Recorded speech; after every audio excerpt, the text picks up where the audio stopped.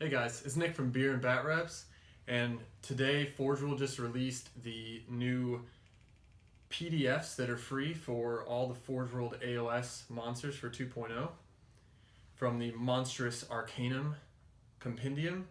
And if you ever played with any Forge World models in AOS, you know they're pretty strong. The models are awesome, but they changed quite a bit for 2.0. I'm sure the word nerf is going to be thrown around the internet, but their points went down too, so it should even out pretty well. So I'm just going to go through a few of the really popular ones and the ones we see here locally and how they changed and how it could change your army a little bit. First one, Bone Grinder Giant. If you ever played with this guy, he's massive. He has 20 wounds, 4-up save.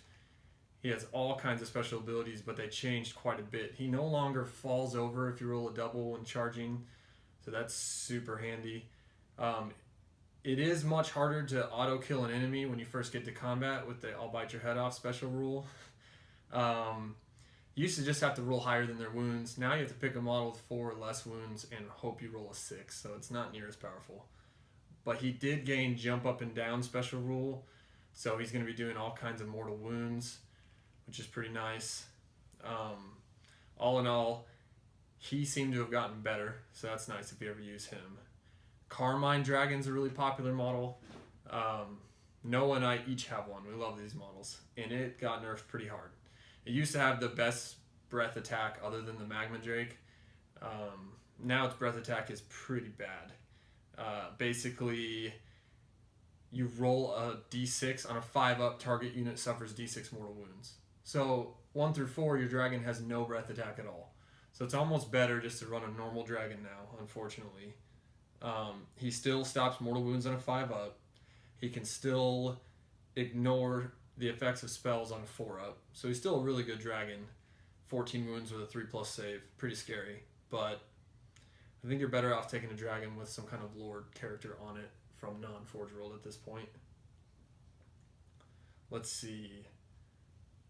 The Dread Maw was a big source of complaint for a while on Reddit, and anywhere on the internet people talk about Forge World AOS models, and it's still really strong. It did not change all too much. It still ignores mortal wounds on a 4-up. It still comes from under the ground, so that's good. You'll still be able to use it basically what you already did. One thing I noticed, the Dread Surion, I'm not sure if it's already had this ability, but its Gargantuan Jaws hit like a Night Titan from 40k. 6 damage. 3 attacks, 3's to hit, 3's to wound, -1 rend, 6 damage. So somehow this T-Rex bites harder than a dragon, which is cool, and I'm sure it's for balance reasons since it can't fly or shoot any attacks, but it's pretty powerful. They changed the Greater Demons quite a bit, so I would definitely look at each one of those. Personally, I use the Exalted Greater Demon of Slaanesh in my armies, and it changed quite a bit. Its 3-up save went to a 4-up, which is a little disappointing. It used to give up to 6 extra attacks to the opponent, and if they rolled a 1, they died instantly. Now it lets your opponent reroll hit rolls of 1, and then if they do that, I get to roll a dice, and on a 6, the hero is slain, so much less likely to happen. And also, it used to have a spell to where all enemy units within 6 inches, if they failed a bravery test, would suffer 3 mortal wounds. Now it's just D3 mortal wounds. So it went down quite a bit as well, unfortunately. But it also went down in points, so can't complain too much. Let's see, the Magma Dragon, super powerful. It used to have 20 wounds with a 3-up. Now it has a 4-up. I'm pretty sure it had a 3-up. Its breath attack on a 2+ does d6 mortal wounds. If the unit has 10 or more models, it's 2d6 mortal wounds instead of d6. Still really powerful. Probably the best dragon in the game now that the Carmine Dragon got nerfed. Yeah.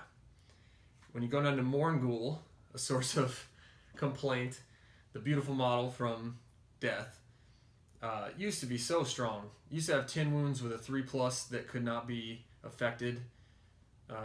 So basically an invul from 40k. Now it only has a 4-up, so not near as powerful. It still heals when it does damage.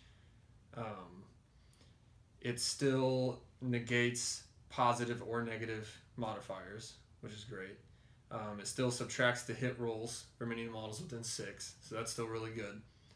It now has Frightful Touch, so if you're familiar with Night Haunt armies, the whole 6 to hit equals mortal wounds type thing. This one is Claws and Fangs. If you roll a 6, it inflicts 2 mortal wounds, and it has 8 attacks. So it's still really powerful. The fact that its defense is a lot worse is a bit of an issue, but it's now down to only 300 points, which is the cheapest it's ever been. So I would still take it. If you own the model's amazing. Definitely still take it.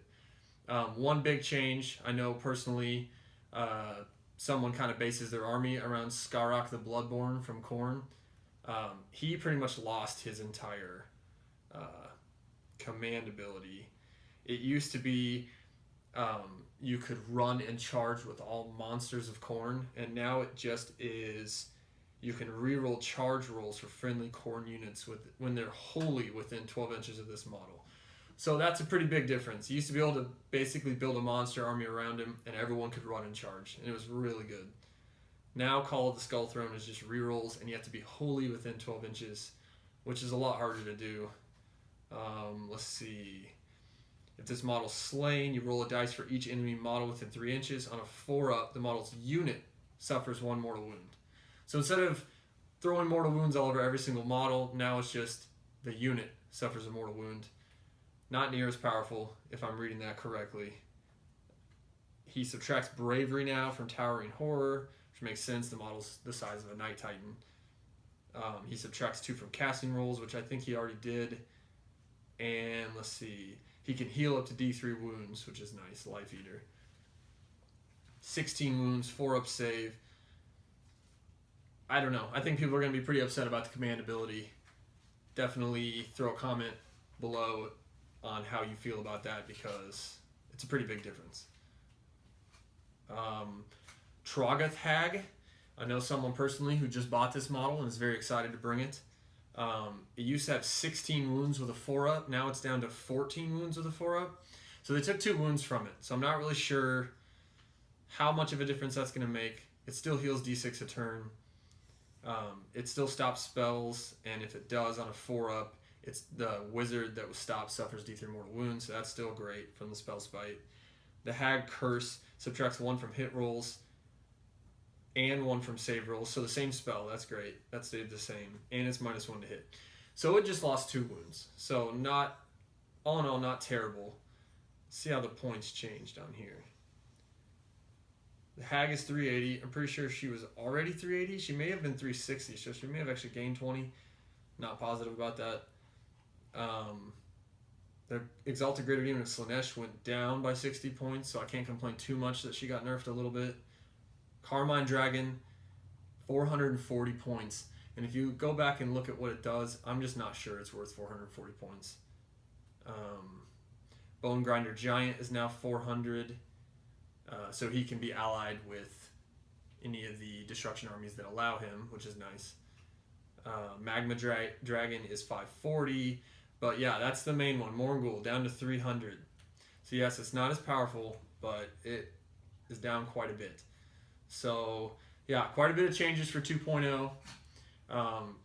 Used to be these big powerful models were super powerful because, you know, it's Forge World, so you have to pay a little extra and you have to wait for them to ship to you. And so you got these awesome rules to accompany them.